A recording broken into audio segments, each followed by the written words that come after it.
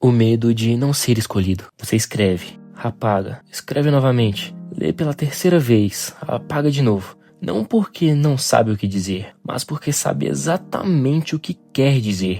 E isso assusta, porque existe uma possibilidade pequena, mas capaz de estragar uma semana inteira. A possibilidade de não receber resposta. Talvez você conheça essa sensação. A sensação de abrir o Instagram e procurar o nome de alguém, de ver a pessoa online, mas não responder. A sensação de enviar uma mensagem e ficar olhando para a tela. E sempre esperando, e esperando, e esperando. Talvez você conheça outra sensação. Aquela que aparece quando você entra em um grupo de pessoas e sente que ninguém realmente percebeu que você chegou. Ou quando todos parecem ter alguém, menos você. Ou quando alguém que você ama escolhe outra pessoa. Curiosamente, alguns dos momentos mais dolorosos da vida não envolvem violência, não envolvem acidentes, não envolvem guerras, envolvem silêncio. Uma mensagem que nunca chegou, um convite que nunca veio, um abraço que nunca aconteceu, um amor que nunca voltou. E talvez seja por isso que a rejeição seja tão estranha. Porque ela quase nunca aparece como uma tragédia. Ela aparece como uma ausência. Schopenhauer acreditava que grande parte do sofrimento humano nasce da necessidade de sermos reconhecidos pelo outro, de sermos vistos, aceitos, escolhidos. Mas existe uma pergunta que poucas pessoas fazem. Uma pergunta que talvez explique por que a rejeição dói tanto.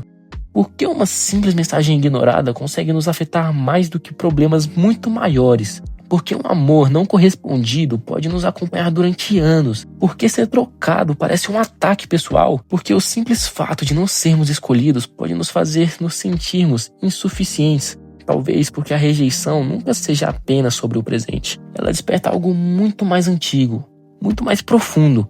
Uma ferida que muitas das vezes carregamos desde antes do primeiro amor, antes do primeiro término, antes do primeiro coração partido. Porque talvez o nosso maior medo nunca tenha sido ficar sozinhos. Talvez o nosso maior medo seja descobrir que não fomos escolhidos. Mas de onde vem esse medo?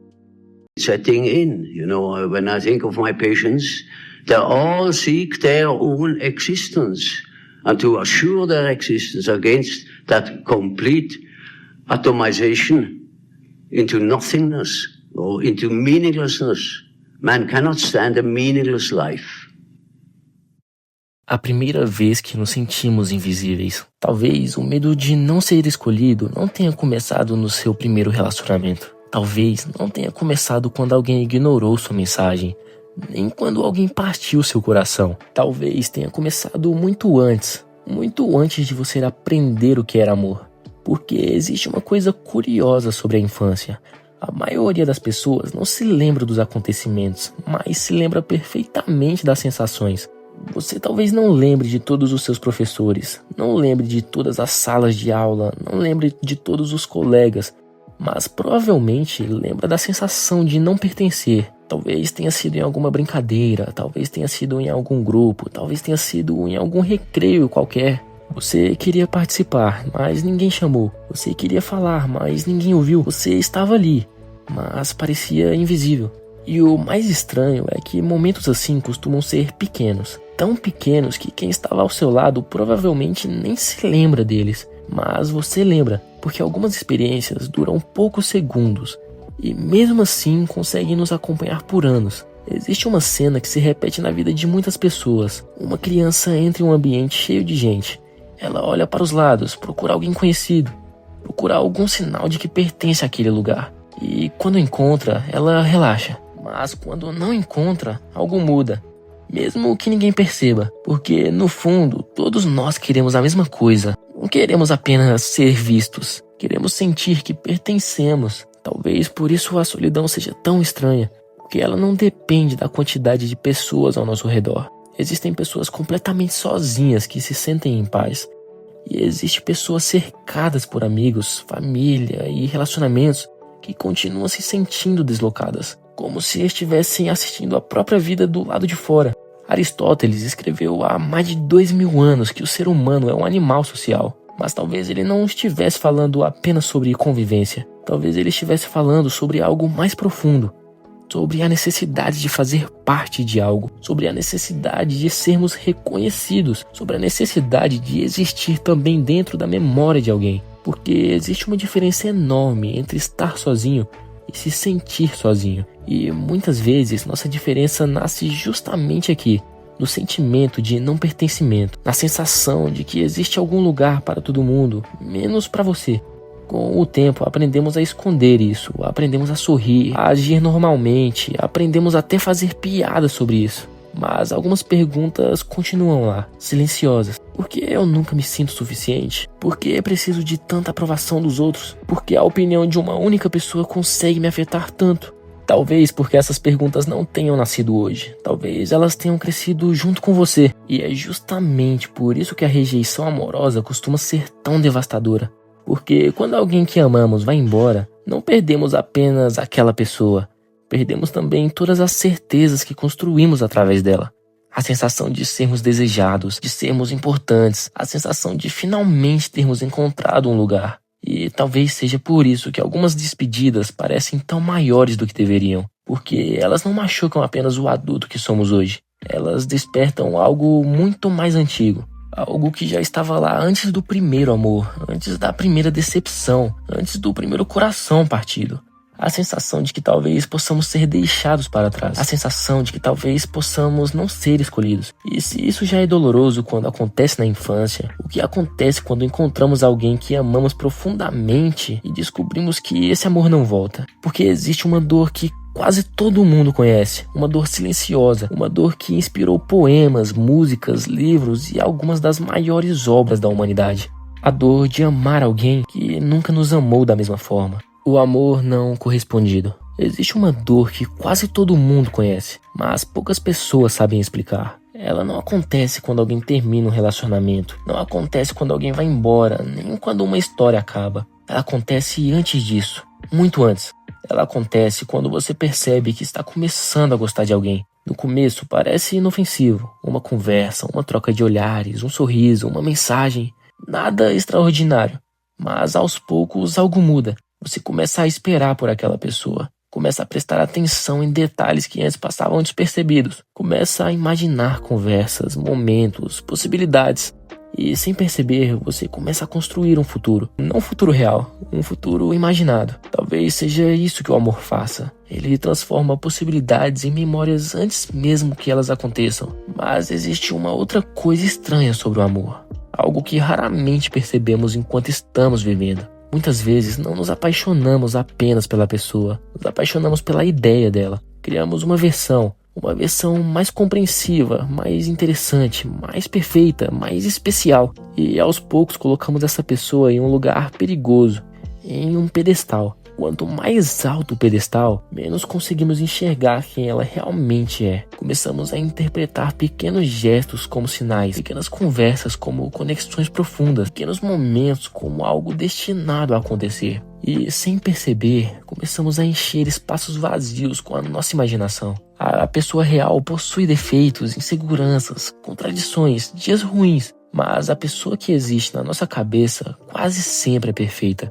E quando a realidade finalmente aparece, a dor nem sempre acontece porque fomos rejeitados. Às vezes acontece porque descobrimos que aquela pessoa nunca foi quem imaginávamos. Talvez uma das experiências mais dolorosas da vida seja perceber que passamos meses ou até anos amando alguém que existia mais na nossa imaginação do que diante dos nossos olhos.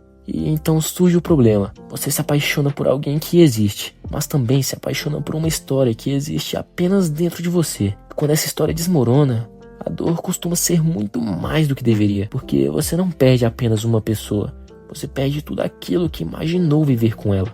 As viagens, as conversas, os planos, as risadas, os domingos, as versões futuras de vocês dois. E o mais cruel é que ninguém vê isso, porque essas coisas nunca existiram, mas para quem sente, elas eram reais. O poeta Fernando Pessoa escreveu: todas as cartas de amor são ridículas, mas talvez ele estivesse falando sobre algo mais profundo. Talvez estivesse falando sobre a coragem necessária para amar, porque amar alguém é permitir que uma parte da sua felicidade passe a depender de algo que você não controla, e isso assusta muito. Talvez por isso tantas pessoas escondam seus sentimentos. Talvez por isso tantas declarações morram na garganta. Talvez por isso tantas histórias nunca saiam do campo da imaginação. Porque enquanto você não fala, a possibilidade continua viva. Existe esperança, existe fantasia, existe chance de dar tudo certo. Mas quando você finalmente encara a realidade, ela responde. E a realidade nem sempre responde da forma que gostaríamos. Talvez você já tenha vivido isso. Aquele momento em que percebemos que o sentimento não é recíproco. Não existe discussão, não existe traição. Não existe briga, apenas a descoberta silenciosa de que você está sentindo algo sozinho. E é nesse momento que a rejeição deixa de ser sobre o outro e começa a ser sobre nós, sobre nosso valor, nossa experiência, nossa personalidade, nossa autoestima. Mas existe uma armadilha escondida nisso. Quando alguém não nos acolhe, a primeira conclusão costuma ser: eu não fui suficiente. Mas essas duas coisas não significam a mesma coisa. Nem toda rejeição é uma prova de insuficiência. Às vezes ela é apenas uma diferença de sentimentos. Porque existe algo que ninguém gosta de admitir. Você provavelmente já ocupou o outro lado dessa história. Provavelmente já gostaram de você e você não conseguiu corresponder. Não porque aquela pessoa era ruim, não porque ela não tinha valor, não porque era insuficiente, mas simplesmente porque o sentimento não existia. E isso é difícil de aceitar, porque o coração prefere encontrar culpados, prefere acreditar que perdeu uma competição, prefere acreditar que faltou alguma coisa, quando muitas das vezes não faltou. O amor simplesmente não aconteceu. E talvez essa seja uma das verdades mais dolorosas da vida. Nem todas as histórias foram feitas para continuar, nem todos os sentimentos serão correspondidos, nem todas as pessoas que amamos irão nos amar de volta. E ainda assim, continuamos amando. Continuamos tentando, continuamos acreditando, porque existe algo ainda muito mais doloroso do que amar sem ser correspondido. Nunca amar por medo da rejeição, nunca se declarar, nunca tentar, nunca correr o risco, porque o amor não correspondido deixa cicatrizes, mas o amor que nunca teve a chance de existir deixa perguntas, e perguntas costumam durar muito mais do que cicatrizes. Talvez seja por isso que algumas pessoas ainda pensem em alguém anos depois, não porque aquele amor era perfeito, mas porque ele nunca teve um final. Ele ficou preso no mundo das possibilidades, no lugar onde mora todas as histórias que poderiam ter sido. Mas existe uma dor que consegue ser ainda mais cruel do que não ser correspondido, porque uma coisa é alguém não sentir o mesmo, outra completamente diferente é alguém sentir e ainda assim escolher outra pessoa. Porque é aí que nasce uma das experiências mais dolorosas que o ser humano pode viver. A sensação de ter sido trocado. O dia em que você foi trocado. Existe uma dor diferente da rejeição. Uma dor mais difícil de explicar. Porque uma coisa é alguém não sentir o mesmo por você. Outra completamente diferente é alguém escolher outra pessoa. Talvez você conheça essa sensação. Você está bem, ou pelo menos acredita que está, até descobrir que existe outra pessoa. E então algo muda. De repente você começa a fazer comparações que nunca fez antes. Você compara a sua aparência, sua personalidade, seu jeito de falar, seu corpo, sua vida, seu valor. Você olha para outra pessoa e pensa: o que ela tem que eu não tenho? E sem perceber, a dor de perda se transforma em uma disputa, como se alguém tivesse vencido e você perdido. Mas talvez essa seja uma das maiores armadilhas da rejeição, porque nem toda escolha é uma comparação, nem todo afastamento é uma derrota. E mesmo assim, nosso ego insiste em acreditar nisso, porque é mais fácil acreditar que fomos derrotados do que aceitar que algumas pessoas diferentes seguem caminhos diferentes. Well, there were 3 of us in this marriage, so it was a bit crowded.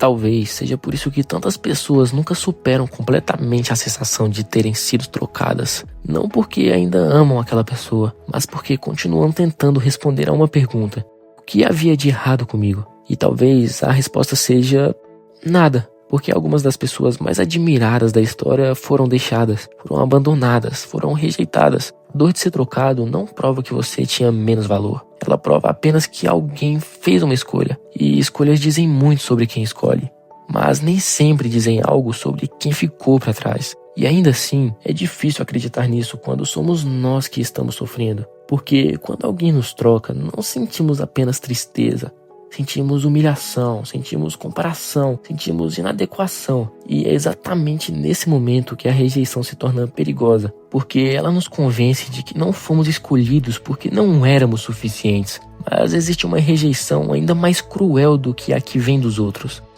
A rejeição que vem de nós mesmos. A rejeição que vem de dentro. Depois de um tempo, algo estranho acontece. Você para de esperar que os outros o rejeitem, porque aprende a fazer isso sozinho. Talvez essa seja uma das consequências mais silenciosas da rejeição. No começo, alguém nos machuca. Depois, começamos a nos machucar por conta própria. Alguém nos ignora e passamos a acreditar que não merecemos atenção. Alguém nos abandona e passamos a acreditar que sempre irão embora. Alguém nos rejeita e passamos a acreditar que existe algo errado conosco. E então surge um hábito perigoso. Começamos a nos rejeitar antes que os outros tenham a chance de fazer isso. Talvez você já tenha feito isso.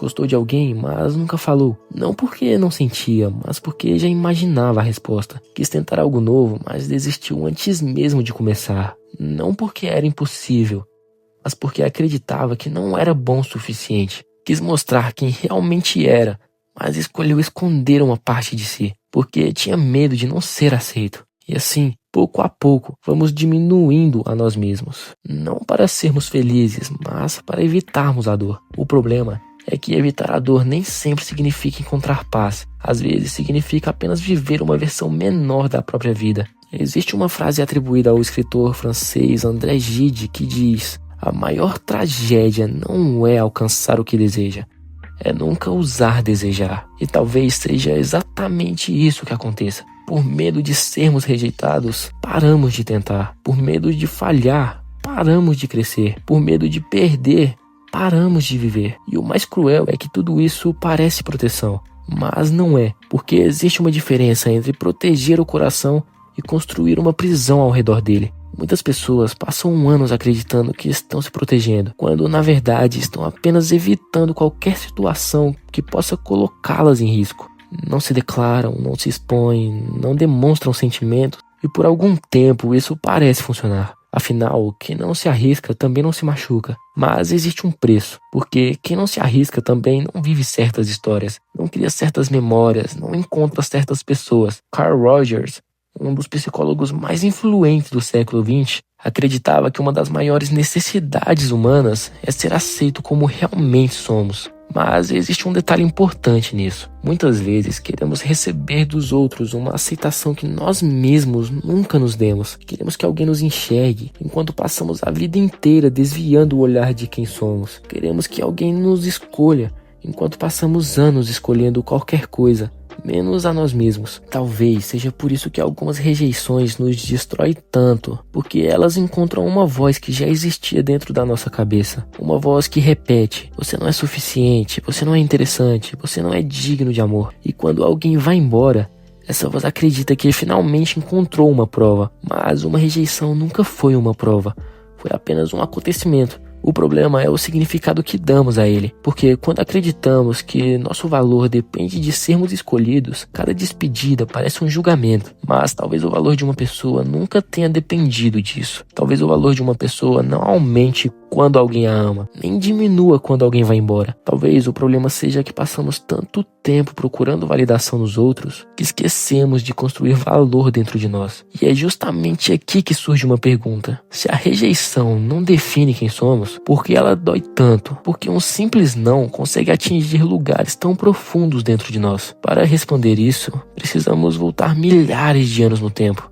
Por que a rejeição dói tanto? Se a rejeição faz parte da vida, por que ela dói tanto? Por que uma simples mensagem ignorada consegue estragar nosso dia? Por que uma simples despedida consegue nos acompanhar durante meses? Por que a opinião de uma única pessoa entre bilhões de seres humanos às vezes parece tão importante? Talvez porque a rejeição seja muito mais antiga do que imaginamos.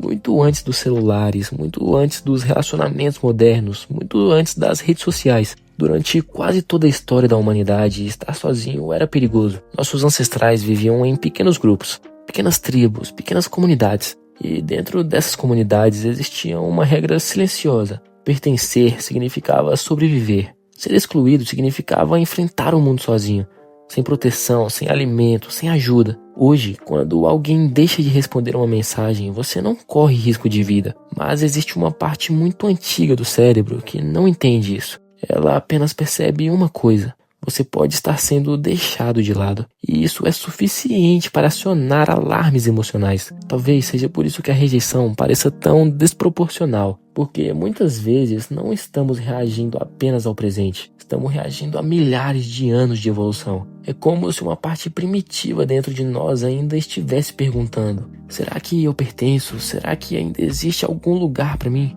E talvez essa seja uma das perguntas mais humanas que existem, porque no fundo, todos nós queremos sentir que fazemos parte de alguma coisa, de uma família, de um grupo, de uma amizade, de uma história. Queremos sentir que nossa presença importa. E quando a rejeição acontece, não sentimos apenas tristeza, sentimos ameaça, como se algo fundamental estivesse sendo colocado em dúvida. Mas existe algo curioso nisso. A mesma necessidade que nos aproxima das pessoas também pode nos aprisionar, porque quando passamos a vida inteira tentando pertencer, corremos o risco de esquecer quem somos. Talvez você já tenha feito isso. Mudou sua opinião para agradar alguém, escondeu uma parte da sua personalidade, fingiu gostar de algo, fingiu não gostar de outra coisa. Tudo para evitar uma possível rejeição, tudo para continuar sendo aceito. Sêneca escreveu há quase 2000 anos. Aquele que busca agradar a todos acaba desagradando a si mesmo. E talvez exista uma verdade desconfortável nisso, porque quanto mais tentamos controlar a opinião dos outros, menos controle temos sobre a nossa própria vida. A rejeição nos assusta, porque ameaça o nosso desejo de pertencimento, mas também existe algo libertador nela. Continuar vivendo para ser aceito ou começar a viver como realmente somos. E essa escolha nem sempre é fácil, porque ser autêntico tem um preço. Algumas pessoas não vão gostar de você. Algumas pessoas vão embora. Algumas não irão entender quem você é. Mas existe um preço ainda maior. Passar a vida inteira tentando ser alguém que nunca foi. Talvez a rejeição doa tanto porque toca em um medo antigo. O medo de ficar sozinho, de não pertencer, o medo de não ser amado. Mas existe algo que dói ainda mais. Passar a vida inteira acreditando que seu valor depende da aprovação dos outros. Porque enquanto acreditarmos nisso, continuaremos entregando nossa felicidade na mão de pessoas que não podem carregá-la. E talvez seja justamente aqui que a rejeição comece a revelar seu verdadeiro significado. Talvez ela não esteja tentando destruir você. Talvez esteja tentando ensinar alguma coisa. E é exatamente sobre isso que precisamos falar agora. O que a rejeição tenta nos ensinar? Talvez a rejeição seja uma das experiências mais mal compreendidas da vida, porque passamos anos acreditando que ela veio para nos parar, quando muitas vezes ela veio para nos direcionar. Pense por um instante, quantas pessoas você seria hoje se tudo tivesse acontecido exatamente como queria? Se todos os amores tivessem dado certo, se todas as oportunidades tivessem aparecido, se todas as portas tivessem permanecido abertas, talvez menos forte, talvez menos consciente, talvez menos você. Isso não significa que a rejeição seja boa. Ela dói, e às vezes dói muito. Mas algumas dores carregam informações, algumas dores apontam direções, porque nem toda porta fechada é uma punição. Às vezes é apenas um caminho que não era seu. O problema é que quase sempre entendemos isso tarde demais. Enquanto estamos sofrendo, queremos respostas, queremos explicações, queremos entender por que aquilo aconteceu. Mas a vida raramente entrega respostas no momento em que fazemos as perguntas. Às vezes ela responde anos depois, quando olhamos para trás e percebemos que algumas das coisas que mais nos machucaram também foram as coisas que mais nos transformaram. Nietzsche escreveu: aquele que tem um porquê suporta quase qualquer como. Talvez seja por isso que algumas pessoas crescem através do sofrimento, enquanto outras são destruídas por ele. Não é apenas a dor que importa, é o significado que damos a ela. E talvez a rejeição esteja tentando nos ensinar exatamente isso, que nosso valor não pode depender de uma única pessoa, de uma única oportunidade, de uma única escolha. Porque quando colocamos todo o nosso valor em algo externo, basta perder aquilo para sentir que perdemos a nós mesmos. Mas existe uma história que leva essa ideia a um nível mais profundo. A história de um homem que perdeu praticamente tudo e mesmo assim encontrou um motivo para continuar vivendo. Talvez ninguém tenha entendido tão bem a relação entre sofrimento e significado quanto o Viktor Frankl. E é por isso que a próxima pergunta não é como evitar a rejeição, mas sim O que fazer quando ela inevitavelmente acontecer? O que fazer com a dor da rejeição? Talvez a pergunta nunca tenha sido como evitar a rejeição, porque isso é impossível, mas cedo ou mais tarde ela chega para todo mundo. A verdadeira pergunta é outra: o que você faz depois? O que acontece quando a mensagem não é respondida? Quando a pessoa vai embora? Quando os planos desmoronam? Quando você percebe que não foi escolhido? Porque é nesse momento que duas pessoas podem seguir caminhos completamente diferentes. Uma delas transforma a rejeição em identidade, a outra transforma a rejeição em experiência. A primeira diz: eu fui rejeitada, e logo depois começa a acreditar: eu sou rejeitável. A segunda entende algo diferente. Entende que um acontecimento não define uma pessoa, que uma porta fechada não define um destino, que uma despedida não define um valor. E talvez seja justamente aqui que tantas pessoas se percam, porque confundem experiências com identidade, confundem um fracasso com incapacidade, confundem uma rejeição com falta de valor, confundem uma perda com o fim da própria história. Mas pense por um instante: quantas pessoas você admira hoje passaram por rejeição que quase ninguém lembra? Quantos artistas foram ignorados? Quantos escritores foram recusados? Quantos cientistas foram ridicularizados? A história está cheia de pessoas que ouviram não. A diferença é que elas não transformaram aquele não em uma definição de quem eram. E talvez seja isso que a rejeição tente nos ensinar: quem somos e aquilo que nos aconteceu. Porque essas duas coisas não são iguais. Você não é o relacionamento que perdeu, não é a oportunidade que não aconteceu, você não é a rejeição que sofreu, você é aquilo que decide fazer depois dela. Talvez seja por isso que algumas das pessoas mais fortes que conhecemos não são aquelas que nunca sofreram, são aquelas que encontraram significado no sofrimento. E talvez ninguém tenha entendido isso tão profundamente quanto Viktor Frankl.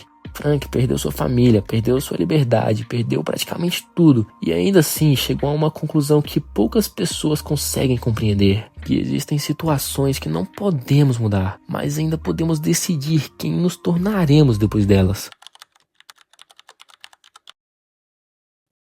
Talvez seja exatamente isso que a rejeição nos peça. Não que mudemos o passado, não que convençamos alguém a voltar, não que apaguemos a dor, mas que nos transformemos através dela, que continuemos amando depois de termos o coração partido, que continuemos tentando depois de fracassarmos, que continuemos acreditando depois de sermos decepcionados. Porque coragem nunca foi a ausência de medo. Coragem é agir apesar dele. E talvez a rejeição tenha uma função que raramente percebemos. Ela nos mostra quem realmente somos quando ninguém está nos acolhendo, quando ninguém está nos validando, quando ninguém está nos aplaudindo. Porque é fácil acreditar no próprio valor quando tudo está dando certo. Difícil é acreditar nele quando alguém decide ir embora. Quando alguém olha para você e escolhe outro caminho, quando a vida não acontece da maneira que você imaginou. E talvez seja justamente aí que o valor se torna real. Porque quando tudo está dando certo, é fácil se sentir especial. Mas quando tudo desmorona e ainda assim você continua seguindo em frente, é aí que você descobre quem realmente é. No fim das contas, a rejeição nunca teve o poder de definir sua vida, mas sim a forma como você reage a ela. Essa sim pode definir, porque algumas pessoas transformam suas dores em prisões, passam anos vivendo dentro de uma história que já terminou, revivendo mensagens, revivendo despedidas, revivendo momentos que nunca voltarão. Outras transformam suas dores em caminho, usam as cicatrizes para crescer, usam as perdas para amadurecer, os finais para construir novos começos. E talvez seja essa a verdadeira diferença. Não entre quem sofreu e quem não sofreu, mas entre quem ficou preso na dor e quem encontrou significado nela. E agora que entendemos isso, resta apenas uma última pergunta. Uma pergunta simples, mas que talvez mude a forma como você enxerga todas as rejeições da sua vida. E se o seu valor nunca tivesse dependido de ser escolhido? Você não precisa ser escolhido para ter valor. Talvez a maior mentira que aprendemos na vida seja essa: a ideia de que nosso valor depende de sermos escolhidos. Escolhidos por alguém, escolhidos por um grupo, por uma empresa, escolhidos por uma pessoa que amamos. Como se a aprovação dos outros fosse um certificado de existência. Como se precisássemos que alguém apontasse para nós e dissesse: você é suficiente. Mas existe um problema nisso. Se o seu valor depende de ser escolhido, então ele também pode ser perdido. Basta que alguém vá embora, basta que alguém diga não, basta que alguém escolha outra pessoa. E de repente toda a sua autoestima fica nas mãos de alguém que talvez nem perceba o poder que possui. Mas observe uma coisa: as pessoas que o rejeitaram não conheciam você por inteiro. Aquela garota que não correspondeu ao seu amor, aquele amigo que se afastou, aquela oportunidade que não aconteceu. Nenhum deles conhecia todos os seus pensamentos, todos os seus medos, suas batalhas, todas as suas possibilidades. Então por que a opinião deles deveria definir o seu valor? Talvez a rejeição diga muito mais sobre o momento, os sentimentos e as escolhas de alguém do que sobre quem você realmente é. Porque ser rejeitado não significa ser insuficiente, significa apenas que algo não aconteceu da forma que você desejava. E essas duas coisas são completamente diferentes. Durante séculos, poetas escreveram sobre corações partidos, filósofos refletiram sobre o abandono, artistas transformaram suas dores em obras eternas, porque a rejeição é uma experiência humana, talvez uma das mais humanas de todas. Quase ninguém escapa dela. Nem os mais bonitos, nem os mais inteligentes, nem os mais talentosos, nem os mais admirados.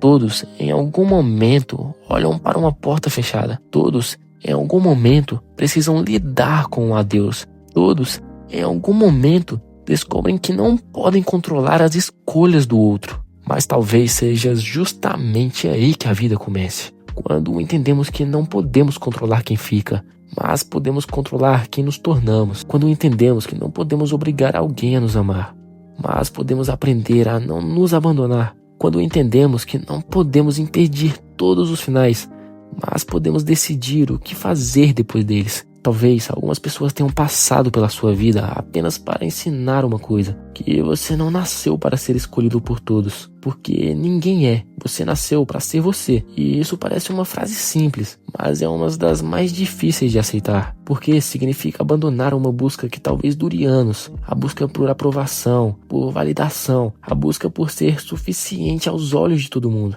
Uma busca que nunca termina, porque sempre existirá alguém que não irá gostar de você, alguém que irá embora, alguém que escolherá outro caminho, e talvez esteja tudo bem, porque o objetivo nunca foi convencer todas as pessoas a ficarem. O objetivo era não se perder tentando impedir que elas se fossem. Talvez, nesse exato momento, exista alguém assistindo este vídeo pensando em uma pessoa específica. Talvez o nome tenha surgido na cabeça várias vezes enquanto assistia. Talvez você ainda carregue perguntas sem respostas, ainda carregue saudades, talvez ainda carregue feridas. E eu não sei qual é a sua história, mas sei de uma coisa: você não precisa que aquela pessoa volte para recuperar o seu valor. Você não precisa ser escolhido para merecer amor. Você não precisa de aprovação de ninguém para justificar a sua existência. Porque antes de qualquer relacionamento, antes de qualquer rejeição, antes de qualquer despedida, você já tinha valor. E talvez essa seja a verdadeira liberdade. Olhar para todas as pessoas que foram embora,